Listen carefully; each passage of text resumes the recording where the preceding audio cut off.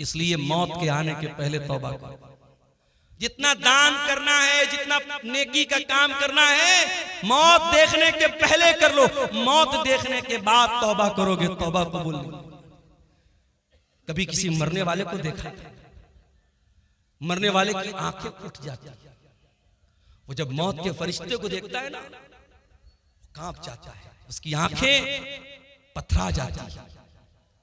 मौत जब सामने आ जाए, हम जब किसी को मरते हुए देखते ना, तो उसकी बोली बंद हो जाती है, उसकी बातचीत बंद हो जाती है। यानी अब उसने मौत को देख लिया, अब तौबा करेगा तो तौबा का कोई मतलब नहीं।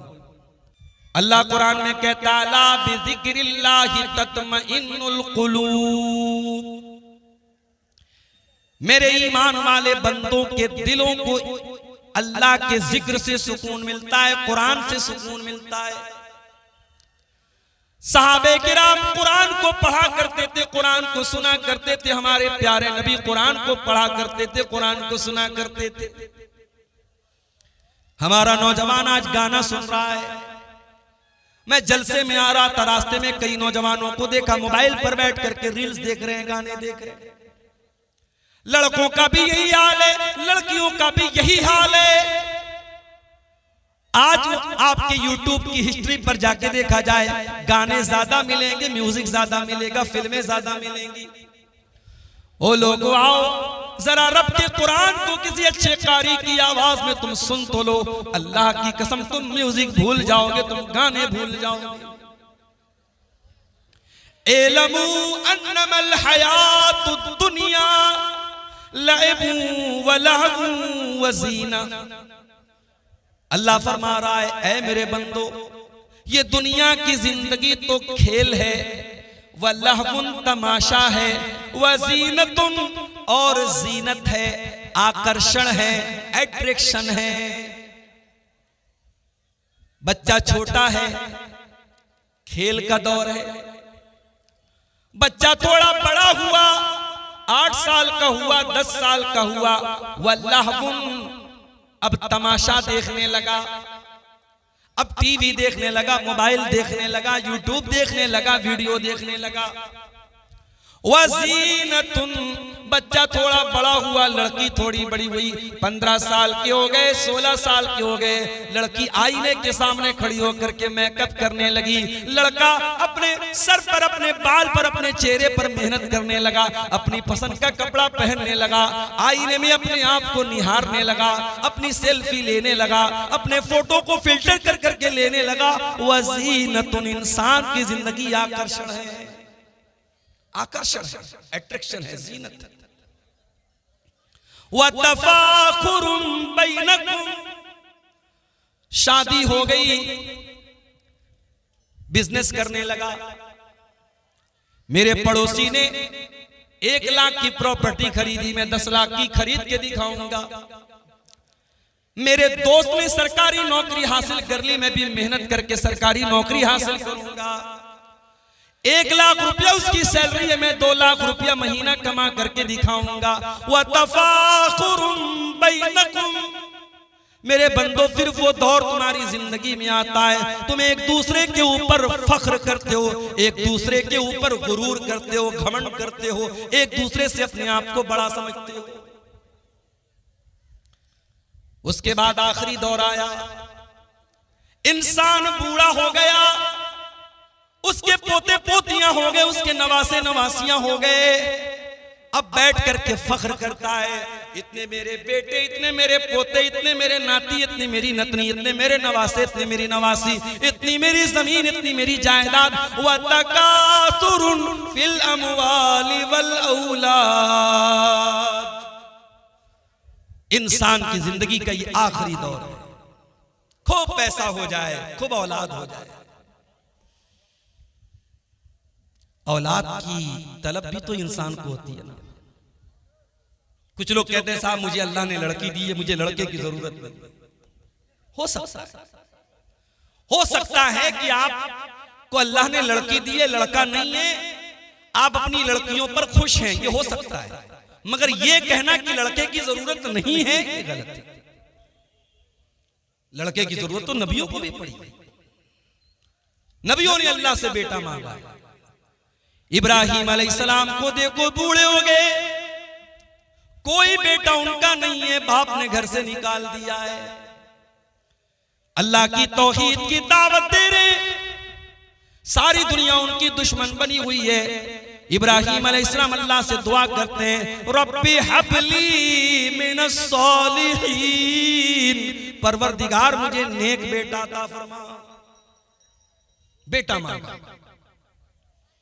हमारे नबी को भी अल्लाह ने बेटा दिया। ये अलग बात है जो बेटा पैदा हुआ, कासिम पैदा हुए बचपन में इंतकाल कर गए, अब्दुल्ला पैदा हुए बचपन में इंतकाल कर गए, तीसरा बच्चा पैदा हुआ हजरत मारिया के पेट से। अल्लाह के नबी ने बड़े शौक से अपने बच्चे का नाम इब्राहिम रखा, अपने बाप अपने जद्दी अमजद हजरत इब्राहिम अलैहिस्सलाम के नाम पर अपने बच्चे का नाम रखा। अकीका भी किया आपने, नाम भी रखा अपने बच्चे का। अरब के दस्तूर के मुताबिक आपने बच्चे को दूध पीने के लिए दाई के हवाले कर दिया, देहात भेज दिया। ये अलग बात है, अल्लाह ने मेरे नबी की तकदीर में ये भी लिखा था कि ऐ मेरे नबी, आपका कोई बेटा जवान नहीं हो पाएगा, जवान नहीं होना है किसी बच्चे। तीसरा बेटा पैदा हुआ इब्राहिम। जब ये बच्चा 1.5 साल का हुआ और देहात में एक आदमी के घर में रहता था, वहीं ये बच्चा दूध पीता था, वहीं रहता था।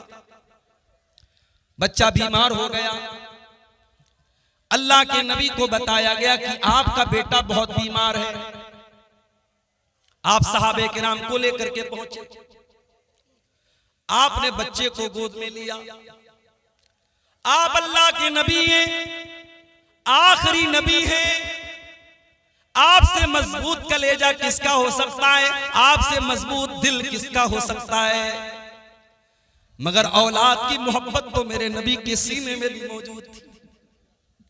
आपने देखा मेरा इकलौता बेटा आखिरी सांसें ले रहा है, दम तोड़ रहा है। अल्लाह के प्यारे नबी की आंखों से आंसू जारी हो जाते हैं, आपकी आंखों से आंसू गिरने लगते हैं और सहाबे किराम अपने नबी को रोता हुआ देख करके कहते हैं, अल्लाह के नबी ये हम क्या देख रहे हैं, आप रो रहे हैं, आपकी आंखों से आंसू बह रहे हैं। आप फरमाते, हाज़िही रहमतुन जअलहल्लाहु फी कुलूबि इबादिही, ऐ मेरे सहाबा ये आंसू मुहम्मदुर रसूलुल्लाह के आंसू नहीं है, ये इब्राहिम के अब्बा के आंसू हैं, ये इब्राहिम के बाप के आंसू हैं, ये एक बाप के आंसू हैं जो मोहब्बत में अपने बेटे की जुदाई में निकल रहे हैं। ये एक बाप के दिल से निकले हुए दर्द के आंसू रो रहे हैं। आज तो पीरों और फकीरों को लोगों ने यह दर्जा दे दिया है। पीर साहब को इतना पावर है कि एक आदमी तकरीर में बयान कर रहा है, वीडियो मौजूद है फेसबुक के ऊपर, आप जाके देख सकते हैं, कि शेख अब्दुल कादिर जिलानी का मुरीद था, कब्र में पहुंचा मरने के बाद, मुनकर नकीर आए सवाल पूछने के लिए। जैसे ही सवाल पूछा, शेख अब्दुल कादिर जिलानी के मुरीद ने कहा, तुम्हें मालूम नहीं मैं किसका मुरीद हूं? कहा किसके मुरीद हूं? कहा मैं गौसे आजम का मुरीद हूं, मैं शेख अब्दुल कादिर जिलानी का मुरीद हूं। इतना सुनना था, मुनकर नकीर भाग गए, भाई तेरे से कोई सवाल नहीं करना, तुझसे कुछ नहीं पूछना, तू इतनी बड़ी हस्ती का मुरीद है। ये किस्से गढ़ने वाले, ये कहानियां गढ़ने वाले, ये करामतें गढ़ने वाले ये क्यों भूल जाते हैं कि अल्लाह के नबी से बड़ा कोई इंसान दुनिया में नहीं गुजरा, आपसे बड़े मर्तबे वाला कोई नहीं गुजरा। और आपका ये हाल है, आपका अपना बच्चा है, आपके हाथों में दम तोड़ रहा है और आप कुछ नहीं कर पा रहे। यहां तो कितने मुर्दों को जिंदा कर दिया शेख अब्दुल कादिर जिलानी, या मेरे नबी अपने बच्चे को मरता हुआ देख करके रो रहे हैं और कुछ नहीं कर पा रहे। बेटा मर जाता है, मुहम्मदुर रसूलुल्लाह की आंख से आंसू निकलते और आप क्या कहते हैं, ओ लोगो, ओ मेरी प्यारी माँ बहनों, जब तुम्हारे किसी बच्चे का अल्लाह न करे कभी अगर इंतकाल हो जाए, तुम्हारा कोई अजीज अगर मर जाए, कोई रिश्तेदार अगर मर जाए, कोई करीबी अगर मर जाए और तुम्हें रोने का दिल चाहे, तुम्हारी आंखों से आंसू निकले, तुम्हें अपनी जबान से कोई लफ्ज निकालने का दिल चाहे, तो जरा अपने नबी का ये नमूना भी देख लेना। क्या फरमाया? इन्नल आइना तदमा वल कल्ब यहज़ुन वला नक़ूलु इल्ला मा यर्दा रब्बुना। ऐ मेरे बच्चे इब्राहिम, तेरे जाने से तेरे बाप का दिल गमगीन है, तेरे बाप की आंखों से आंसू बह रहे, तेरा बाप रो रहा है ऐ इब्राहिम, लेकिन तेरा बाप अपनी जबान से कोई ऐसी बात नहीं निकालेगा जिससे अल्लाह नाराज हो जाए। तो बेटे की ख्वाहिश तो सबको होती है, नबियों को भी। अल्लाह कह रहा है कि जिंदगी के ये अलग अलग दौर हैं। एक खेल का दौर था, एक तमाशे का दौर था, एक अट्रैक्शन का दौर था, एक खूब पैसा कमाने का दौर था, एक एक दूसरे पर फख्र करने का दौर था, और फिर एक आखिरी दौर आया कि ढेर सारे बच्चे हो गए, बड़ा खानदान हो गया, बड़ी प्रॉपर्टी बना ली, बड़ी जमीन बना ली। अब जरा गौर से सुनना समरिया वालों, अब अल्लाह ताला दुनिया की एक मिसाल बयान कर रहा है। कमसल गैसिन आजबल कुफ्फार नबातुहु। मेरे बंदो, दुनिया की मिसाल अल्लाह बयान कर रहा है जैसे बारिश होती है। जब बारिश होती है तो सबसे ज्यादा कौन खुश होता है? किसान खुश होता है। किसान खुश होता है। बारिश ना हो, किसान खुदकुशी कर लेता है, और बारिश सही समय से हो जाए, किसान खुश हो जाता है। बारिश हो रही है, अब खेती लहलहाने लगी, हरी भरी हो गई। अल्लाह फरमाता है मेरे बंदू, मैं दुनिया की मिसाल दे रहा हूं। बारिश हुई, खेती हरी भरी हो गई। तुम यही जो तुमने धान का खेत लगाया, तुमने मकई का खेत लगाया, तुमने गेहूं का खेत लगाया, एक टाइम ऐसा आया ये हरी भरी जो खेती थी ये पीली हो गई, पक गई, तैयार हो गई। गेहूं तैयार हो गया, धान तैयार हो गया, मकई तैयार हो गई। तुम यही जो फतराहु मुस्फर्रा, कल तक जो पौधे हरे हरे थे आज पीले पीले हो गए, आज पक करके तैयार हो गए। सुम्मा यकूनु हुतामा। पीछे कौन लोग बात कर रहे हैं? एकदम उनको हटाओ यहां से। इतनी तमीज नहीं, स्टेज के पास माइक के पास बैठ के बात कर रहे हैं। सुम्मा यकूनु हुतामा। फिर ये खेती जब पक करके तैयार हो गई, उसको काट दिया गया। कोई खेती अपने खेत में कट करके उसको छोड़ा नहीं जाता, काट दिया जाता है जब तैयार हो जाती है। अभी मेरे पास जयनगरा कोई जगह है, जयनगर या जयनगरा इसी कटिहार में, वहां के लोग मेरे पास आए, नवंबर में टाइम मांग रहे थे। मैंने कहा भाई दिसंबर में ले लो। बोले नहीं मौलवी साहब, अभी मकई कटी है, अब दिसंबर में जब आप मांग रहे टाइम दे रहे हैं तो उस टाइम फिर हमारी दोबारा खेती लग जाएगी, हम नहीं दे सकते। खेती का समय होता है। मैं किसान नहीं हूं, मैं खेती नहीं करता हूं, लेकिन खेती करने वालों के साथ रहते हुए इतना जान कि खेती करने का एक टाइम है, खेती काटने का एक टाइम है। खेती तैयार तो फिर उसको कोई रोकता नहीं, खेती को काट लिया जाता है। अल्लाह फरमाता है सुम्मा यकूनु हुतामा, फिर खेती को काट लिया जाता है। ऐ मेरे बंदो, तुम्हारी दुनिया की जिंदगी भी ऐसी ही है। तुम्हारी जवानी जब होती है तुम हरे भरे होते हो, फिर बुढ़ापा आता है, 40 साल के हो गए, 50 साल के हो गए, अब तुम पक चुके हो, पीले पड़ चुके हो। कभी देखा आप बॉलीवुड की बड़ी बड़ी हीरोइनें जो एक एक करोड़ कितने कितने करोड़ रुपए लेती हैं फिल्मों के, जब इनकी जवानी ढल जाती है, इनके बाल सफेद हो जाते हैं, फिर उनको कोई नहीं पूछता। उम्र खत्म हो गई, अट्रैक्शन खत्म, सौंदर्य खत्म, ब्यूटी खत्म।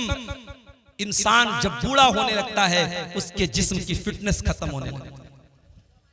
कोई लाखों में हजारों में कोई एक होता है जो बहुत ज्यादा कसरत करता हो, बहुत ज्यादा जिम जाता हो, बहुत ज्यादा अपनी ग़िज़ा पे ध्यान देता हो, तो वो भी 50 साल तक 55 साल तक अपने आप को मेंटेन रखे। फिर उसके बाद तो उस पर भी बुढ़ापा आना है ना भाई। बुढ़ापे की कोई दवा नहीं है, बुढ़ापे का कोई इलाज नहीं। अल्लाह फरमाता है मेरे बंदो तुम कल तक हरे भरे थे, आज बुढ़ापा आ गया, पक गए। सुम्मा यकूनु हुतामा, और जिस तरीके से खेती जब पक जाए तो खेती को काट लिया जाता है। ऐ मेरे बंदो एक दिन ऐसा आएगा, मौत का फरिश्ता आएगा और तुम्हें काट डालेगा, तुम्हें खत्म कर देगा। इसी गांव के एक साहब ने बताया 2 साल का बच्चा तालाब में डूब करके इंतकाल कर जाता है, माँ बाप सब्र करने के सिवा कुछ नहीं कर पाता। इसी कटिहार के एक भाई ने बताया उनके वालिद रास्ते से जा रहे थे, बाइक से एक्सीडेंट होता है, वालिद साहब ऑन द स्पॉट इंतकाल कर जाते हैं। कितने हादसे अपनी आंखों से हम देखते हैं, कितने जवानों के जनाजे अपने हाथों से हम उठाते हैं। मरने वाले बच्चे भी होते हैं, मरने वाले जवान भी होते हैं, मरने वाले बूढ़े भी होते हैं। मौत का फरिश्ता कभी ये देख के नहीं आता कि आपकी उम्र हो गई कि नहीं। मौत का फरिश्ता अल्लाह के हुक्म से आता है। सुम्मा यकूनु हुतामा, एक दिन तुमको कट जाना है, मर जाना है, दुनिया से चले जाना है। कब तक रहना है नहीं पता, 40 साल भी रह सकते हो, 50 साल भी रह सकते हो सकता है कि कल की सुबह का सूरज भी तुम न देख पाओ। मेरे बंदो ये दुनिया की जिंदगी खत्म हो जाएगी। वफिल आखिरति अज़ाबुन शदीदुन व मग़फ़िरतुम मिनल्लाहि व रिज़वान, और जब अल्लाह ताला के पास जाओगे तो वहां 2 रास्ता है, एक तरफ अल्लाह का अज़ाब है, एक तरफ जहन्नम की आग है, और दूसरी तरफ अल्लाह ताला की नेमत है, अल्लाह की जन्नत है, अल्लाह का की रजा है। अब तुम तय कर लो तुमको जन्नत में जाना है कि जहन्नम में जाना है। तुम तय कर लो, तुम डिसाइड कर लो, तुम फाइनल कर लो। वमल हयातुद दुनिया इल्ला मताउल गुरूर, और ये दुनिया की जिंदगी जिस पर तुम इतना फख्र करते हो, इतना नाज करते हो, जिस दुनिया की जिंदगी के लिए तुम कितना हराम काम करते हो, कितना नाजायज काम करते हो, ये दुनिया तो धोखे का सामान है। दुनिया तो धोखा है।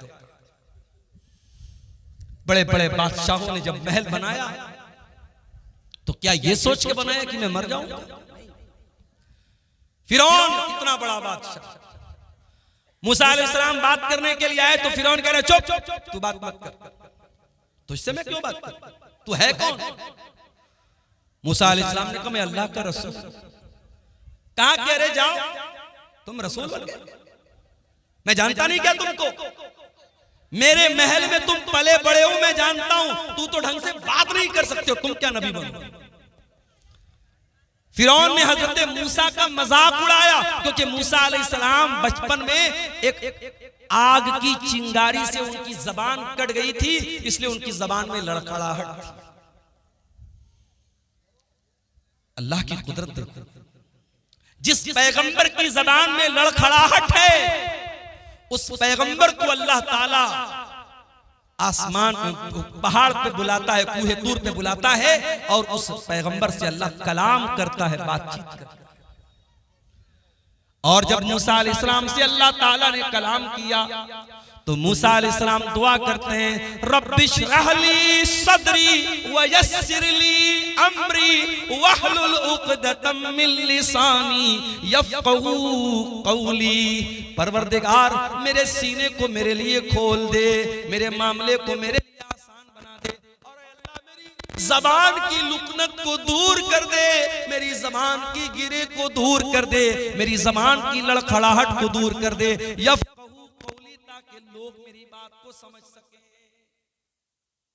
तो फिरौन ने मजाक उड़ाया, अरे जाओ तुम क्या बात कर, अल्लाह का मजाक उड़ाया, मूसा अलैहिस्सलाम का मजाक।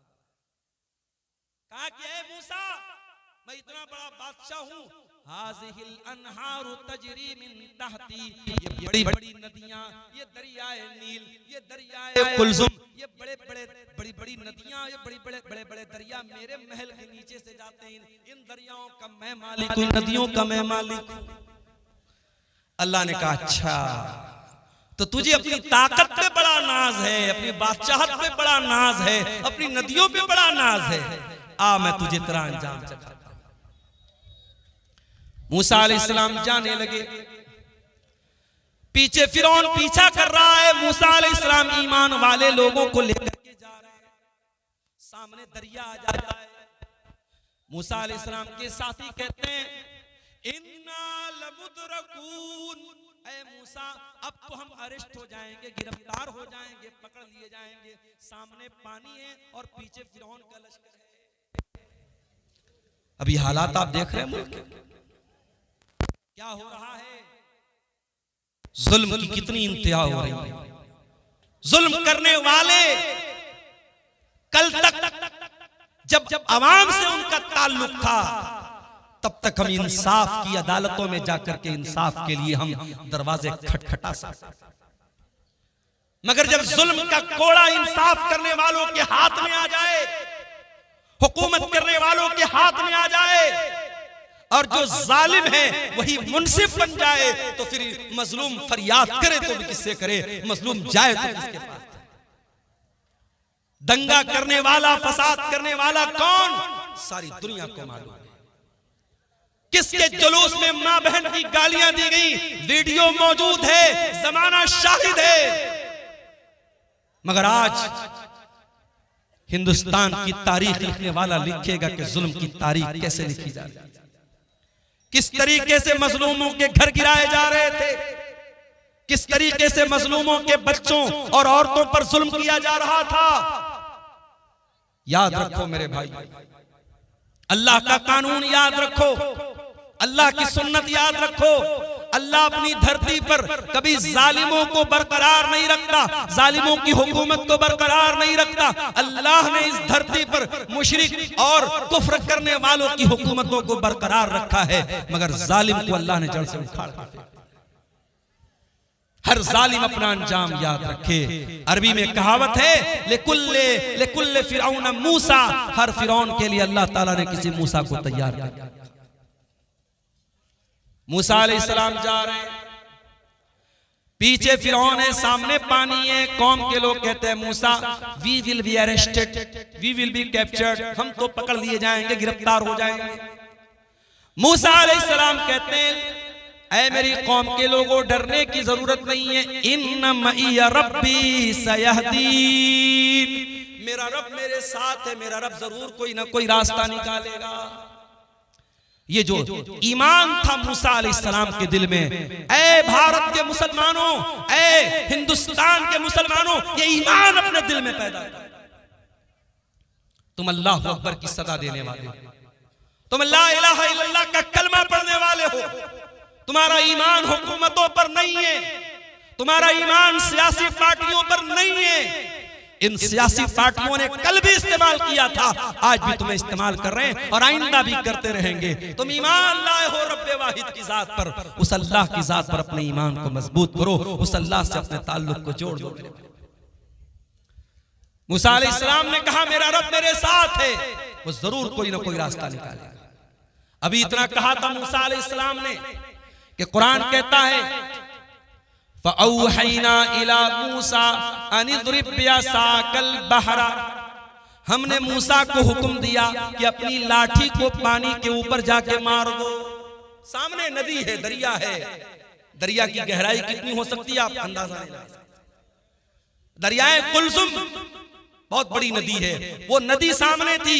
हजरत मूसा गए और लाठी को जाकर के पानी पर मारा। जैसे ही लाठी को पानी पर मारा है, अभी मैं मुंबई गया था एक हफ्ता पहले, मुंबई में एक ब्रिज है, उसको अटल सेतु बोलते हैं। अटल सेतु 22 किलोमीटर का ब्रिज समंदर के अंदर बना है। अल्लाह, 1-2 किलोमीटर नहीं, 22 किलोमीटर, 22 किलोमीटर का ब्रिज कहां बना है? समंदर के अंदर बना है।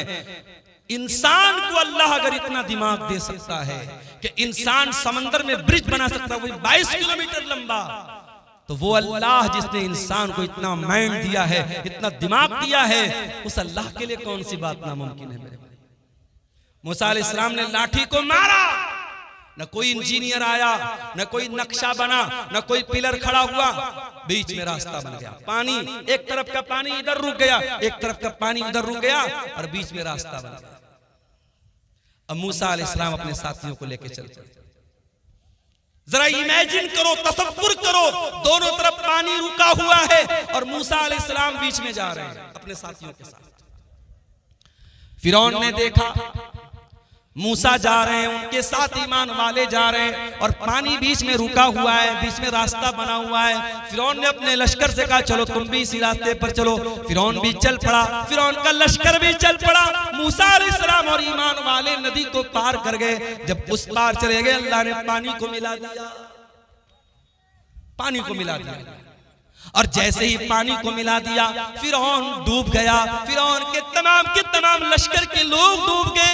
जब फिरौन डूबने लगा तो कहता है आमनतु बिल्लज़ी आमनत बिही बनु इस्राईल। ऐ अल्लाह, मैं तेरे ऊपर ईमान लाता हूं, मैं तौबा कर रहा हूं। ऐ अल्लाह, मैं उस अल्लाह के ऊपर ईमान लाता हूं जिस पर बनी इस्राईल ईमान लाता। अल्लाह ने फरमाया आल आना वक़द असैता मिन क़ब्लु।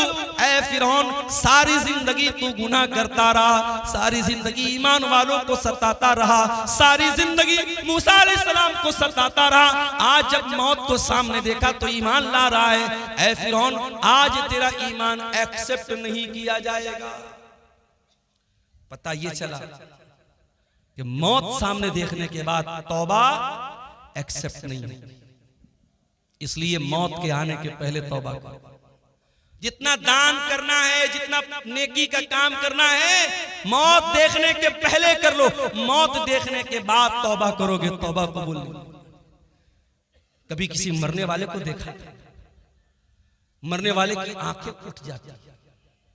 वो जब मौत के फरिश्ते को देखता है ना, कांप जाता है, उसकी आंखें पथरा जाती है। मौत जब सामने आ जाए, हम जब किसी को मरते हुए देखते ना तो उसकी बोली बंद हो जाती है, उसकी बातचीत बंद हो जाती है। यानी अब उसने मौत को देख लिया, अब तौबा करेगा तो तौबा का कोई मतलब नहीं। तो मौत को देखने के पहले तौबा करो। फिरौन भी मौत को देख करके तौबा कर, अल्लाह ने कहा तेरी तौबा कबूल नहीं हुई। इतने बड़े बड़े महल फिरौन ने बनाए थे, कितने बड़े बड़े बागात थे, कितने बड़े बड़े महल थे, नदियां थी, नहरें थी, तालाब थे, स्विमिंग पूल थे। अल्लाह फरमाता है कम तरकू मिन जन्नातिन व उयून व ज़ुरूइन व मकामिन करीम व नअमतिन कानू फीहा फाकिहीन कज़ालिका व औरथनाहा कौमन आखरीन। फिरौन के पास कितने बड़े बड़े बागात थे, महल थे, कितने ऐशो आराम से रहा करता था। आज उसके महल में कोई और रह रहा है, उसके बाग का फल कोई और खा रहा है, उसकी नहर का पानी कोई और पी रहा है। फमा बकत अलैहिमुस समाउ वल अर्दु वमा कानू मुनज़रीन। आज फिरौन मर गया, न आसमान रो रहा है, न जमीन रो रही है, कोई रोने वाला भी नहीं, कोई आंसू बहाने वाला भी नहीं है। ऐसी मौत हुई, कोई आंसू बहाने वाला। तो ऐसी मौत मत मरो मेरे भाई, मरना तो सबको है। ये जमीन, ये जायदाद, ये प्रॉपर्टी सब यही रह जाएगी। इस दुनिया की कोई हकीकत नहीं है। वमल हयातुद दुनिया इल्ला मताउल गुरूर। ये दुनिया धोखे का सामान है, बहुत धोखेबाज है दुनिया। इंसान गुनाह करता है, उसे लज्जत मिलती है, उसे मजा आता है। मोबाइल पर गंदा वीडियो देखा, मजा आया। किसी लड़की को छेड़ दिया, मजा आया। शराब के 2-4 पैग लगा लिए, मजा आया। जिना कर लिया, मजा आया। मगर 10 मिनट के बाद, 1 घंटे के बाद, 1 दिन के बाद गुनाह का ये खुमार उतरेगा, तब एहसास होगा मैंने क्या कर दिया, मैंने क्या कर दिया, मैंने किसको नाराज कर दिया, मैंने ये क्या कर दिया। एहसास होगा मेरे भाई। अगर दिल में ईमान है, गुनाह के बाद एक न एक बार एहसास। गुनाह के अंदर लज्जत है, गुनाह के अंदर मजा है, मगर गुनाह इंसान को बर्बाद कर देता है। इस दुनिया के चक्कर में पड़ के तुम गुनाह कर रहे हो, दुनिया की औरतों के चक्कर में पड़ के जवानी बर्बाद कर रहे हो। अरे चक्कर में पड़ना है तो जरा जन्नत की औरतों के चक्कर में पड़ो। अगर तैयारी करना है तो जन्नत की नेमतों के लिए करो। दुनिया की औरतों के साथ, दुनिया की लड़की। अभी मैं पटना गया था, एक सफर था मेरा, हमारे एक दोस्त थे साथ में। पटना की मार्केट में मैंने देखा एक नकाब पोश लड़की, बुर्का वाली लड़की, गैर मुस्लिम लड़के के साथ टहल रही। हमारे एक साथी थे बनारस के, मैंने कहा देखो भाई ये क्या हो रहा है। बोले मौलाना कोई हैरत की बात नहीं है। मैंने कहा क्यों? कहा ये टाइम पास है। लड़की को भी पता है कि मैं टाइम पास कर रही हूं, लड़के को भी पता है मैं टाइम पास कर रहा हूं, दोनों सीरियस नहीं है, घूम रहे हैं। ऐसा भी होता है कि लड़की एक लड़के के साथ सुबह घूम रही है, दोपहर में दूसरे लड़के के साथ घूम रही है, शाम को तीसरे लड़के के साथ घूम रही है। ये चल रहा है, टाइम पास। ये औरतें हैं दुनिया की, ये लड़कियां हैं दुनिया की। और जन्नत की औरतें कैसी होंगी? लम यतमिसहुन्ना इंसुन क़ब्लहुम वला जान। जन्नत की औरतें इतनी पाक दामन होंगी, इतनी पाक साफ होंगी, उनको किसी इंसान ने कभी टच न किया होगा, कभी छुआ नहीं होगा। न इंसान ने न जिन्नात ने कभी टच नहीं किया। दुनिया की औरतें, उनके साथ बहुत सारी गंदगी भी लगी हुई है। जाहिर है इंसान की बॉडी है, इंसान पेशाब भी करता है, पाखाना भी करता है, नाक से गंदगी भी निकलती है, बलगम भी निकलता है। औरतों के साथ दुनिया के और भी मसले मसाइल हैं, लेकिन जन्नत की औरतों के साथ कोई मसला मसाइल नहीं। वलहुम फीहा अज़वाजुम मुत्तहरतुन। दुनिया की औरतों के साथ तो बहुत सारे मसाइल और गंदगियां हैं, लेकिन जन्नत की औरतें बिल्कुल पाक और साफ होंगी। अब्दुल्लाह इब्न अब्बास इस आयत की तफसीर में कहते हैं ला यहिज़ना, जन्नत की औरतों को पीरियड नहीं आएगा। वला युहदिसना, उनको पेशाब व पाखाना की हाजत न होगी। वला यतनखमना, उनको थूक और बलगम की गंदगी नहीं होगी, पाक और साफ। दुनिया में जो औरत दुपट्टा ओढ़ती है, ओढ़नी ओढ़ती है, पर्दा करती है, समझ जाओ कि वो जन्नती औरत है, इसलिए कि जन्नत की औरत के सर पर भी दुपट्टा होगा।